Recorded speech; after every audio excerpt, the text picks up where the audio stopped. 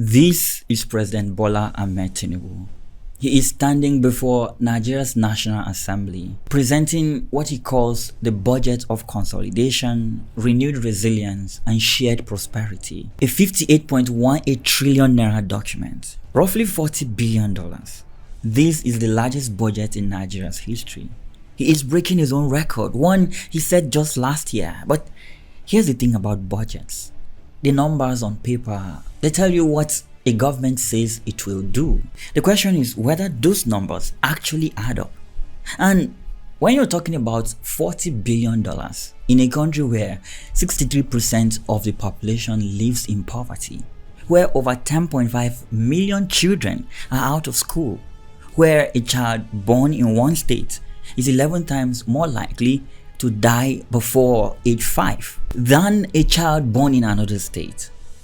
The question isn't just how much anymore. It becomes who gets what. We're going to be dissecting Tinubu's 2026 budget to see what his priorities are, what is in it for you, and how will all of this affect the Nigerian economy. We are terminating the habit of running 3 budgets on one inflow. Now, let's start with the scale. 58.18 trillion naira sounds abstract, so let me translate it for you. This budget proposes to spend 159 billion naira every single day. That is 6.6 billion naira per hour, 110 million naira per minute. 2 years ago, Nigeria's federal budget was around 24.82 trillion naira. Last year, it jumped to 54.99 trillion naira, a 91% increase, the largest single year jump in Nigerian history. Now, it is 58.18 trillion naira. In 2 years, the budget has more than doubled. But here's what most people don't realize. Most of that growth is an illusion. When you adjust for the naira's collapse from 460 naira to the dollar in May 2023 to around 1,400 naira to 1,500 naira per dollar in 2025/2026 budgeting discussions, this budget is actually worth about the same in real purchasing power as what Nigeria was spending 5 years ago. The numbers got bigger, yes, but the money didn't. Every budget has two sides, revenue and expenditure, where the money comes from and where it goes. This budget assumes Nigeria will collect 34.33 trillion naira in revenue. Here's where it gets interesting. In 2025, the government projected it will collect 40.8 trillion naira. But by December, Finance Minister Wale Edun admitted to the National Assembly what actually happened. In his words, quote, "We projected about 40 trillion naira in revenue for 2025. But actual federal government cash revenue is roughly 10 trillion naira. That is a 30 trillion naira miss, 74% below target." Now, the 2026 budget assumes revenue will more than triple from what Nigeria actually collected in 2025. From 10.7 trillion naira to 34.33 trillion naira. So, can Nigeria collect 3 times more revenue in 2026 than it did in 2025? Here's where the other assumptions come in. The budget is built on assumptions that oil will sell at $64.85 per barrel, and Nigeria will keep production at 1.84 million barrels per day, while also maintaining an exchange rate of 1,400 naira to the dollar. But even with these assumptions, there seems to be just this one problem. You see, the budget says we will be spending 58.18 trillion naira. The revenue projection, if everything works in Nigeria's favor, says we will be earning just around 34.33 trillion naira. So it appears we have a deficit to worry about. You see, when your spending exceeds your revenue, you have a deficit. This budget has a 23.85 trillion naira deficit, the largest in Nigerian history. That is 41% of the entire budget that Nigeria doesn't have. Now, here comes the genius plan: borrow the balance. The Tinubu government that is already spending more money paying debt than they are investing in security, education, and health combined will be borrowing an additional 23.85 trillion naira just so they can spend 15.52 trillion naira on paying back that loan. So, where does all this money go? Now, let's break it down sector by sector. First, let's talk about the debt servicing, the biggest line item nobody talks about. Now, if I asked you to guess the biggest item in Nigeria's budget for 2026, you might say something like security, maybe infrastructure, or maybe education. Well, you would be wrong. The single largest allocation in this budget is 15.52 trillion naira, and it's meant for debt servicing.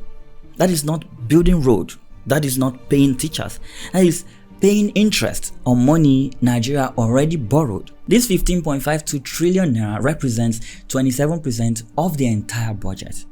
So, before a single school is built, before a single soldier is paid, before a single vaccine is purchased, 15.52 trillion naira goes to creditors. To put this in perspective, debt service is 4.4 times the education budget.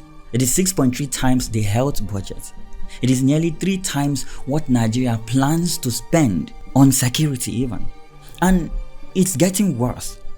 In the first 7 months of 2025 alone, debt service and government salaries together consumed 105% of everything Nigeria collected. That is, the government spent more on debt and salaries than it brought in a 7-month period. Everything else required borrowed money. Now, let me show you something the government wouldn't want to admit out loud, and that is what this 15.52 trillion naira could build instead. If spent differently, it can build over 50,000 secondary schools, well equipped to shape the minds that would build Nigeria's economy in the near future. This money could also build nearly 8,000 hospitals, 77,000 kilometers of highways, or train 310,000 doctors. Every naira sent to creditors is a naira not spent on Nigeria's future.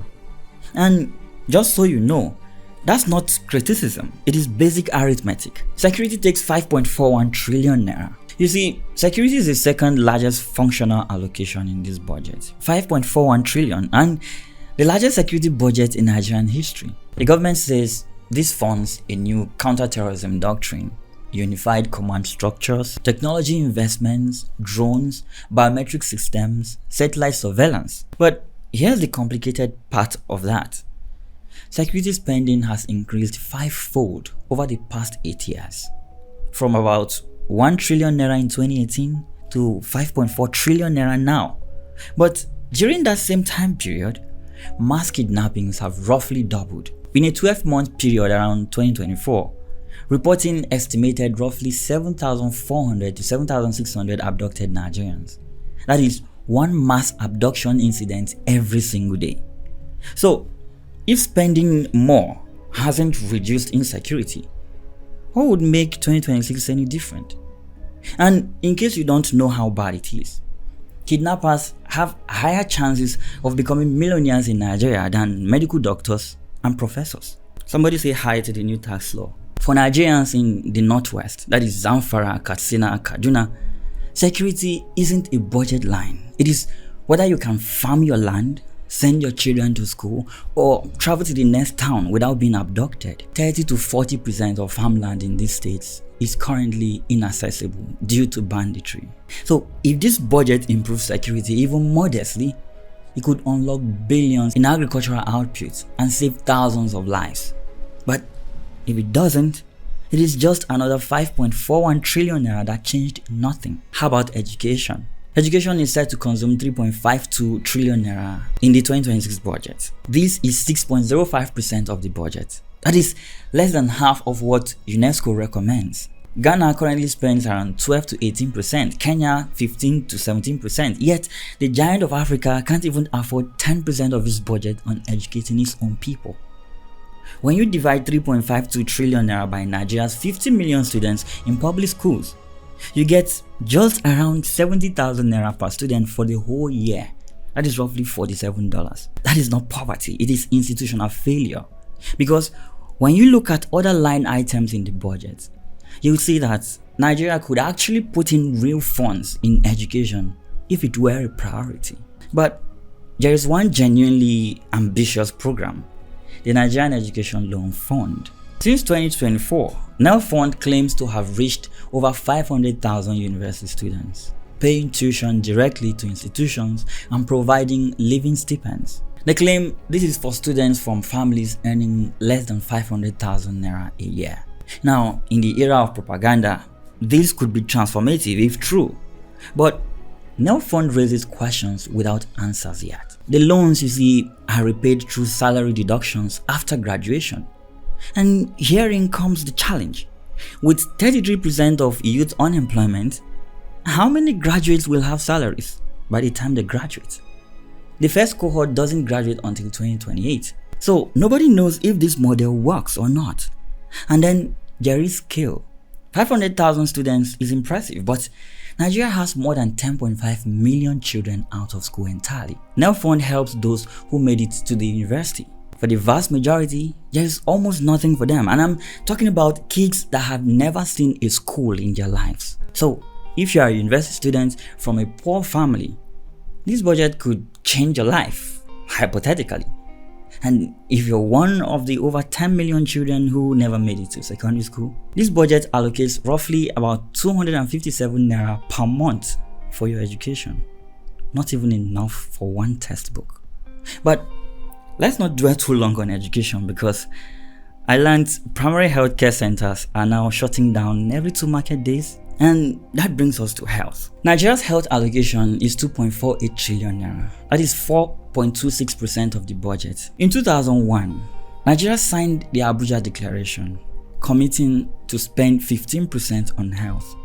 Well, 24 years later, it's still about 4%. But the bigger story isn't in the Nigerian budget alone. In December 2025, Nigeria and the United States signed a landmark health agreement. Over 5 years, the US will provide roughly $2.1 billion, while Nigeria commits to increase domestic health spending by $3 billion. This partnership targets HIV, tuberculosis, malaria, and maternal health, diseases that currently kill hundreds of thousands of Nigerians annually. You see, Nigeria currently accounts for approximately 27% of global malaria cases and about 31% of global malaria deaths. It has Africa's largest tuberculosis burden, that is 440,000 new cases every single year, but only 26% are detected. The rest spread infection, dying preventable deaths.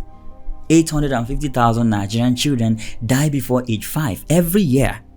That is 17% of the global total in one country. And then there's geography. A recent study said a child born in Jigawa State is 11.5 times more likely to die before age 5 compared with a child born in Kwara State. Same country, same budget, 11 times the risk of death based on where you're born. Now, all of these problems, but the government is only interested in allocating 4% of its annual budget to solving them. Now, let's look at the infrastructure. Infrastructure in Tinubu's 2026 budget gets 3.56 trillion naira. That is roads, bridges, rail, power, water. This is where budgets are supposed to build the future. And the centerpiece is the Lagos-Calabar Coastal Highway, 750 kilometers connecting Lagos to Calabar through 9 states. Estimated cost is projected to be around $11 billion over about 8 years. But here's the pattern that should concern every Nigerian. By September 2025, only 17.7% of the capital budget had actually been released to ministries. That means 82% of the money allocated for building things sat in government accounts, not building anything. So, why are we looking at the 2026 budget when a large portion of the 2025 budget has not even been touched? If the same pattern holds in 2026, that 3.56 trillion naira infrastructure allocation becomes roughly 630 billion naira in actual construction. The budget isn't just about what is allocated, it is about what gets spent. And right now, the government is doing an incredibly poor job. But how about the revenue question now?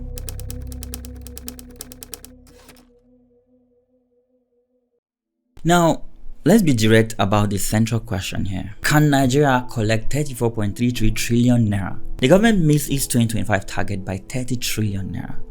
To hit 2026 target, revenue collection would need to more than triple. If Nigeria collects 75% of projected revenue, which would still be a major improvement, that would bring the total to about 25.7 trillion naira. That leaves 32.5 trillion naira gap. Someone fills that gap, either through more borrowing, which increases future debt service, or through spending cuts. And when cuts come, History shows capital expenditure gets cut first.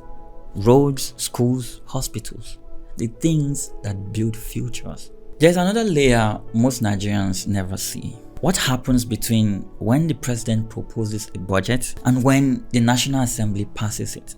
In 2025, Civic Organization Budget documented that lawmakers inserted 11,125 projects worth 6.93 trillion naira, projects that weren't in the president's original proposal. The most glaring example, 393 billion naira allocated for 1,477 street light projects. That is 266 million naira per street light. Budget flagged the unit cost as unusually high. These were priced at 10 to 17 times normal cost. If the same pattern holds, the 58.18 trillion naira budget could become 62 to 65 trillion naira after the National Assembly finishes. And those additions won't be for hospitals or highways. They will be for projects in lawmakers' constituencies, often at inflated prices, sometimes in locations that can't even be found on any map. So, what does a 58.18 trillion naira budget mean for a Nigerian family trying to put food on the table? Well, a basic monthly food basket for a family of 5, that is rice, beans, oil, tomatoes, vegetables, cost about 25,000 naira in 2019. In today's world, it is about 125,000 naira, a 500% increase in 5 years. If inflation runs at 15%, which is the government's target, that basket will cost around 144,000 naira by December 2026, another 228,000 per year. For a family earning 200,000 naira per month, food alone consumes over 70% of income. Housing, transport, school fees, healthcare, all from what is left. And then there's unemployment. One needs a way of earning so they can even spend that money. Nigeria right now needs to create roughly 4.5 million jobs every year just to absorb young people entering the workforce. This budget, if fully implemented, might create around 250,000 to 350,000 formal sector jobs. That's about 6% of what is needed. The other 94%, the informal sector. Street vending, Okada riding, hustle. Official unemployment is around 5%. But that hides a harsh reality. Over 90% of Nigerian workers are in the informal sector. No contracts, no benefits, no security. If you are 18 to 35 and entering the job market in 2026, your probability of landing a formal sector job is roughly 6%. Your probability of joining the informal sector, 94%. So my question is, who benefits and who doesn't? Now, let's be specific. For those who benefit, we have 500,000 NEL-fund students who would get tuition and stipends, genuinely transformative if sustained. Then we have the 1.8 million HIV patients who gain from expanded US-funded treatment. The 560,000 farmers in mechanization programs could see productivity gains of 20 to 40%. Top earners with dollar assets remain insulated from naira depreciation. And then there are those largely left behind. There are about 10.5 million out-of-school children that receive about 257 naira per month for their education. The 28 to 30 million smallholder farmers, too small for mechanization, excluded from formal credit. Over 90 million informal sector workers have no social protection. Their incomes eroded by inflation. Then we have the urban middle class who watches real wages fall 20 to 30% while costs surge. Roughly 15 to 20% of Nigerians may see meaningful direct benefits from this budget's priorities. For the other 80%, well, it's just another year of managing inflation, hoping for security, and stretching 50,000 naira to cover 100,000 naira cost. 58.18 trillion naira, $40 billion. The largest budget in Nigerian history. On paper, it funds security, education, healthcare, infrastructure. It even promises consolidation, resilience, and shared prosperity, whatever the hell that means. But budgets don't build schools. Implementation does. Budgets don't create jobs. Execution does. Budgets don't guarantee security. What happens on the ground does. The numbers in this budget are planned, not a promise. And Nigeria has a long history of plans that never really become reality.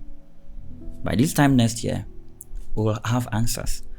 Did revenue hit 34.33 trillion naira or miss by 30 trillion like in 2025? Did capital implementation reach 50% or collapse to 17% again? Did kidnappings decline or continue rising despite record security spending? Did food become more affordable or push millions more into poverty? For now, what Nigerians have is a document, hundreds of pages of numbers, assumptions and allocations. What happens next determines whether those numbers mean anything at all.